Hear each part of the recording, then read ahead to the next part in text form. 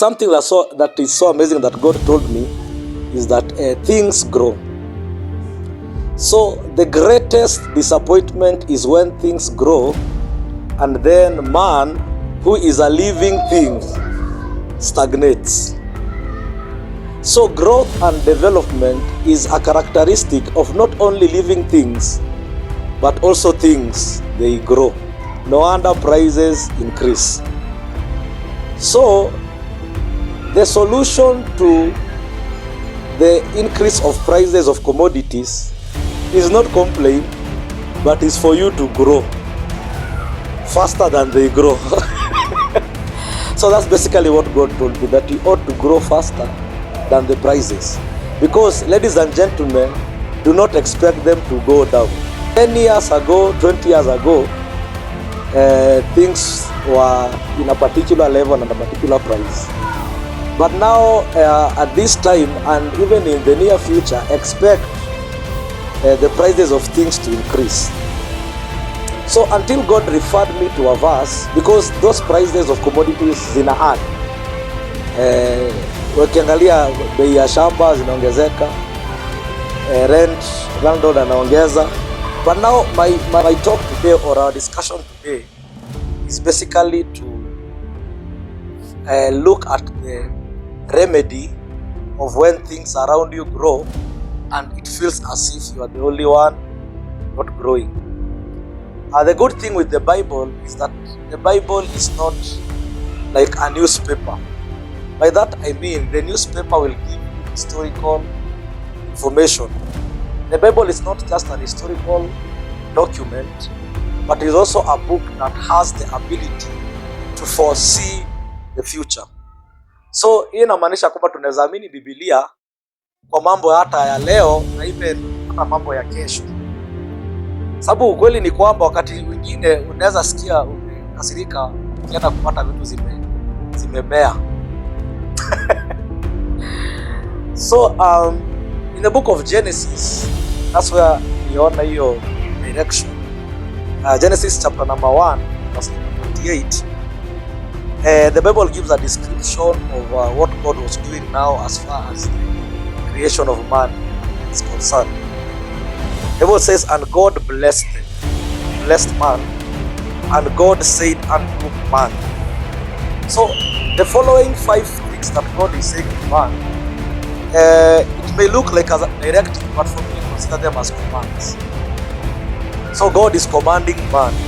Command number 1 is give. Command number 2 is to multiply. Command number 3 is to replenish. Command number 4 is to subdue. Number 5 is to multiply. And then he gives a description of everything that God wants to do. But all of these things are activities. The fish, the bird, everything. So my focus is on point 2, or command 2, is to multiply.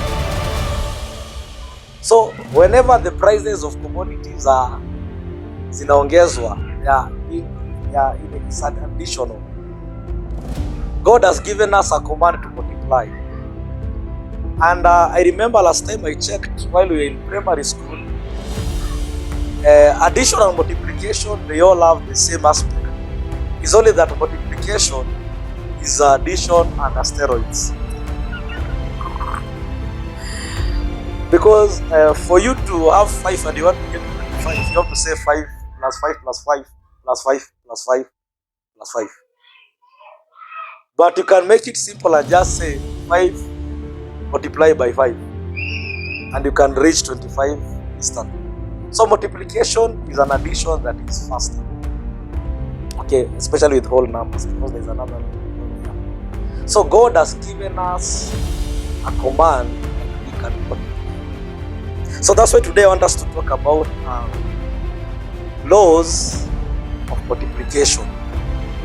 And the subject is not just inclined to financial aspect, but also in every aspect of our lives.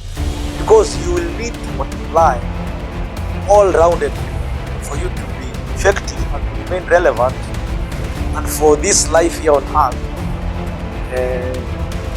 to be a kingdom life. Because minus multiplication application, everything will be solved or sour. That's why we ought to walk in command and application in this end times. So the book of John chapter number 6, we are having our Lord Jesus Christ, and then there is a very good analogy there. From there we'll pick some good principles and laws which we can apply in every aspect of our lives, socially, religiously, and even materially. So the book of John chapter number 6, we are seeing an incident that is happening. Unaona kwamba inaanza na fasting that our Jesus Christ is preaching the magnitude, and we are told that the number of the men was 5,000. The women are not counted, and the children, but we assume they are many. So we are having a very huge crusade. Kama tuseme Yesu alikuwa na conference, because sasa kama ilikuwa for many days. Now after the preaching, the Bible says that watu wakasikia njaa. And when we begin from verse number 6, chapter 6 verse number 6, Kila has been from verse number 5. Inasema when Jesus then lifted up his eyes and saw a great company come unto him, he said unto Philip, whence shall we buy bread that these may eat? So Yesu alikuwa anaambia sasa hapa Philip, nunue mkate watu wakule. And because you understand that man does not live on bread alone, but by every word that comes from the mouth of God.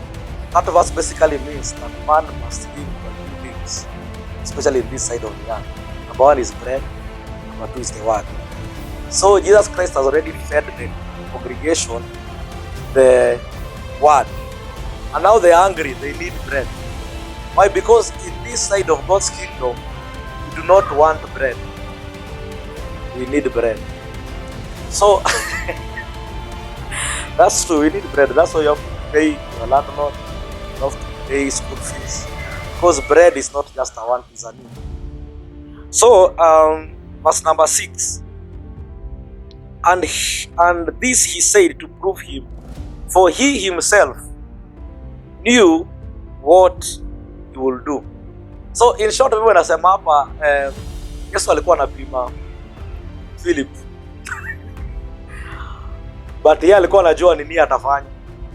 Alikuwa anampima aone what will Philip do. So and I believe at times